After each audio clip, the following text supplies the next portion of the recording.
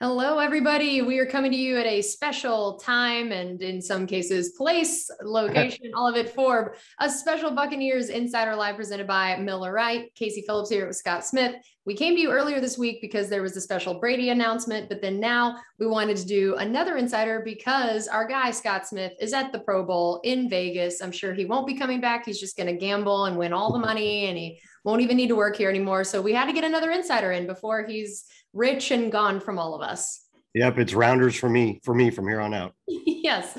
All right. So as always, we will take some of your questions. So if you have a question for us, head on over to the Buccaneers Facebook page if you're not already there. And underneath the video in the comment section is where we will take all of those.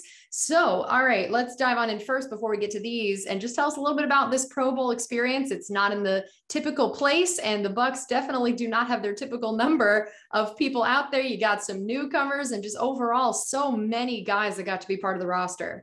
Yeah, I asked a couple of our guys yesterday, how it felt to not only be at the Pro Bowl, but to be just walking in this huge gang of guys in Buccaneer outfits. And everybody says it was really cool, given like in recent years, like last year, the Buccaneers won the Super Bowl, but had one Pro Bowler. Given in recent years, there hasn't been much of a Buccaneer presence at the Pro Bowl. It really was cool to these guys to look around and be like, I don't think any team has more than we have. And that's even without Tom Brady here. So Tristan Wirfs is here. He's not playing in the game, but he really wanted to be here. He really wanted the experience, and he's doing some fan experience thing with the NFLPA. And just he's clearly delighted to be at his first Pro Bowl. I don't think he really has to worry about it. I think he's going to be at the Pro Bowl for many years to come, but the first one's probably pretty special. I would agree with that. That's so great. So what has already kind of happened, and what do you have coming up after this, the whole Pro Bowl schedule and how that's going to look? Well, the practice wise, the teams had their first practice yesterday morning. And if you've ever been to a Pro Bowl, you've been to them, haven't you, Casey? Yeah. Practice is a very euphemistic word.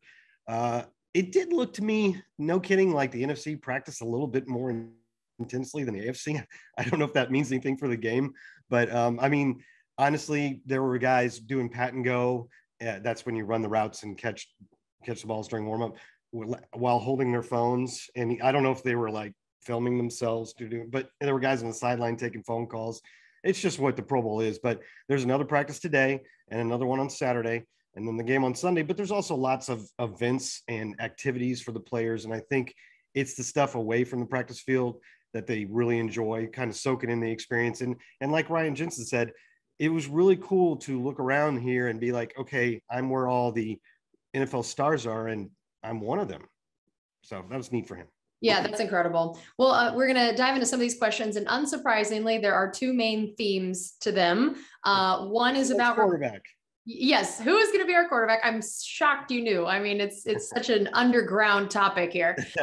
Who will be the quarterback? And then the other one is about coaching candidates in terms of our Leftwich and Bull is going to be back. We'd heard things about them interviewing different places. Some of the head coaching vacancies have now been filled, it seems. So those are kind of the two ones. So let's go ahead and start with the quarterback one. And a lot of the questions, of course, are about potential free agents or potential trade partners with guys that are existing in the NFL. So how likely is it that you see us getting a quarterback from another team, either in a trade or as a free agent? Yeah, it goes back to Bruce Arians talking about the door number 2 line from 2020 when we were considering whether or not to try to re-sign Jameis Winston. And, he's like, we're going to take a look at what's behind door number 2. And as it turned out, Tom Brady was there. But remember, Tom Brady was a free agent. We didn't have to make a trade to get him. And whatever salary you signed him to was something that you and he negotiated. Trading for a veteran, and of course, we're allowed to talk about this. It's not tampering for you and I. So I can say the names that everybody's talking about: Russell Wilson, Kirk Cousins, Aaron Rodgers. The issue with all of those players that makes this very complicated is not only the draft capital you'd have to give up, but also it's expensive. And the Bucs don't have a ton of salary cap space right now. I know that Mike Greenberg's a wizard, and there are things that you can do to manipulate the salary cap and push some of the hit off into future seasons, but it isn't going to be easy. I'm not saying it's impossible. because after the last 2 years. Yeah, we would have said last year was impossible. Right. And so I know this team, from talking to all the players yesterday, they all feel like Tom Brady's the GOAT. He's the best there ever was. We really wish he would have come back. Shaq Barrett said it sucks that he's leaving, although he's happy for him. But they all still feel like this is a very, very talented core and that this is a team that could contend. And I think that our front office is going to feel that way too. So it's hard for me to think that they're not going to uncover every stone to try to fill the most important position on the field with a guy that can actually keep this team a contender, because it's hard, honestly, no matter how good the rest of the roster is, to be a contender without at least a pretty good quarterback. So it's obviously impossible for me to say, oh, it's going to be Russell Wilson, it's going to be Teddy Bridgewater, it's going to be Kyle Trask right now. But there's a lot to go through here before we know the answer to this question. I know we're going to get it every week, and I understand that, yes, but there's a lot of things to go to before we get to that. Okay. And then how about the coaching side? What does it look like the odds are of getting both of our coordinators back, and just some of the factors of that, of if they come back, if they don't, and how that affects some of these decisions with the team as well, in terms of who your quarterback is or who some of your personnel, the free agency decisions, all of that? Yeah, that's a good question. And I should point out that Ryan Jensen said he's the one Pro Bowler here who is a potential free agent. And he was asked, he doesn't really want to think about that yet, basically was his answer. But he did say that he didn't think the Tom Brady departure would factor in very much to his decision. And that's a good thing to hear. And that's something that we're going to want to know about a lot of these guys, like Chris Godwin, for instance, and Alex Kappa. How much does it matter? I think these guys still think that it's a talented core. And also, everybody really respects this coaching staff quite a bit, and the culture that's in the locker room now that Tom Brady helped build, but that is still there. Everybody thinks this is a talented core with a really good culture and a very good coaching staff.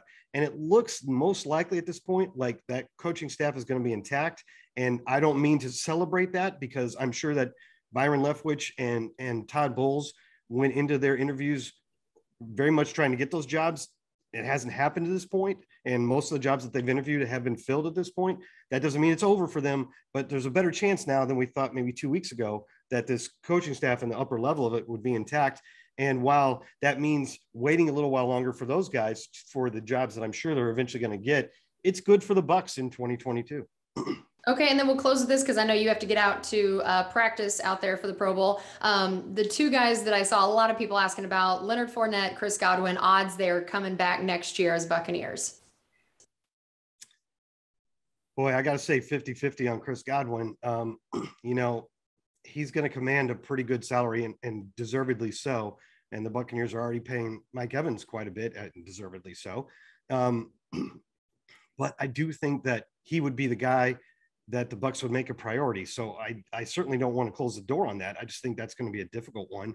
Leonard Fournette, that's another tough one, because how much do you want to pay running backs, basically? But also, I just think both of those guys proved before they got hurt, and then probably after they got hurt, how critical they were to the way this offense is run right now. And I got to think those guys are big priorities. I don't think it'll be easy. I think it's about a coin flip on both. That's not a great answer, I know. Yeah, you just gave all the Bucs fans anxiety, And we're very early in the process too. So yes, we'll find out in the next couple of weeks who the priorities are.